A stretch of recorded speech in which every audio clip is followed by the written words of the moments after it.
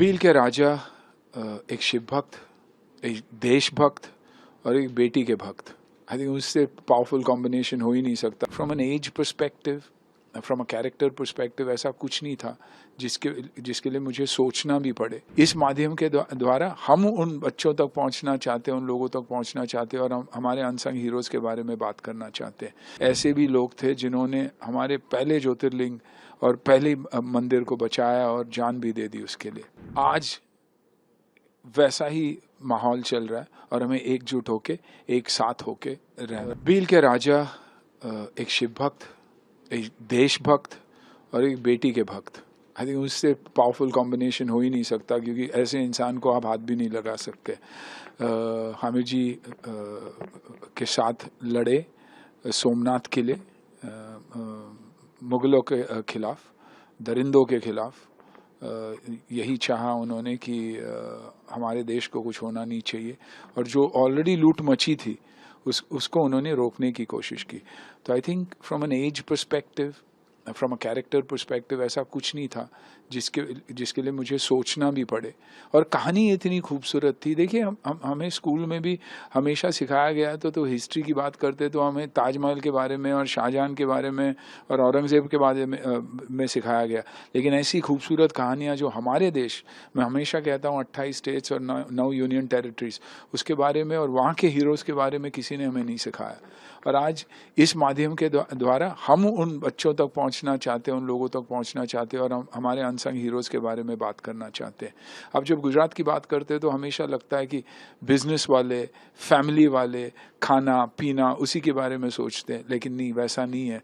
ऐसे भी लोग थे जिन्होंने हमारे पहले ज्योतिर्लिंग और पहले मंदिर को बचाया और जान भी दे दी उसके लिए, ये जानते हुए कि वो हज़ारों के तादाद में थे, जबकि ये लोग कुछ 100-200। लेकिन उस मंदिर की ताकत, वहाँ के लोगों की ताकत और एकता के बारे में हम इस फिल्म में बात करते हैं, जो मेरे हिसाब से आज वैसा ही माहौल चल रहा है और हमें एकजुट होके एक साथ होके रहना।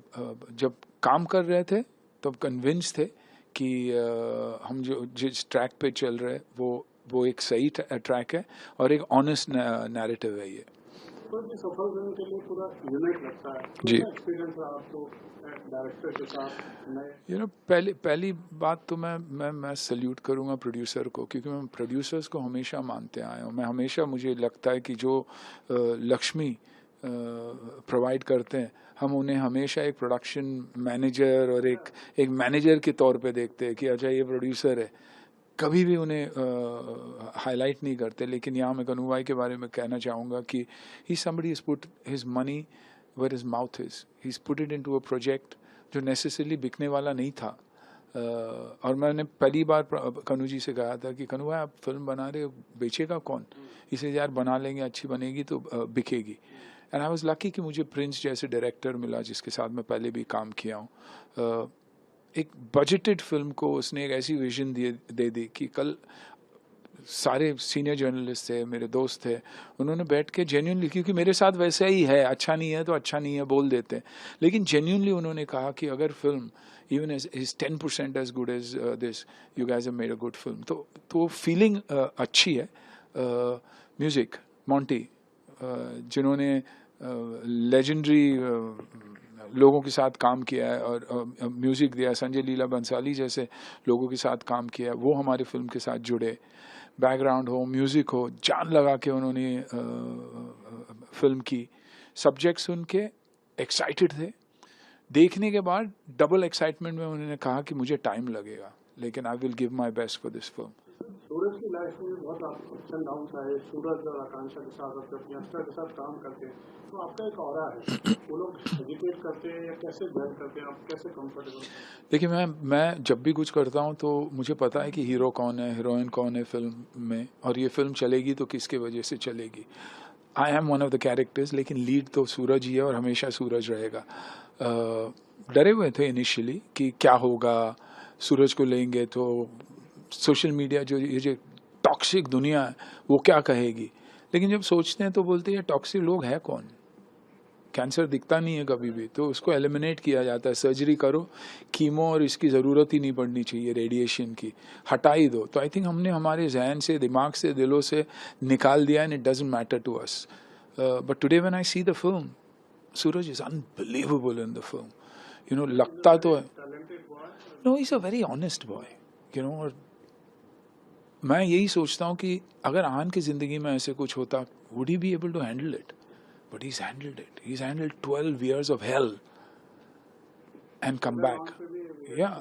इमोशनल आपके पाँव को टच करते हो, उसमें वो एक स्टैंड लेने वाली बात होती है सिंगर से।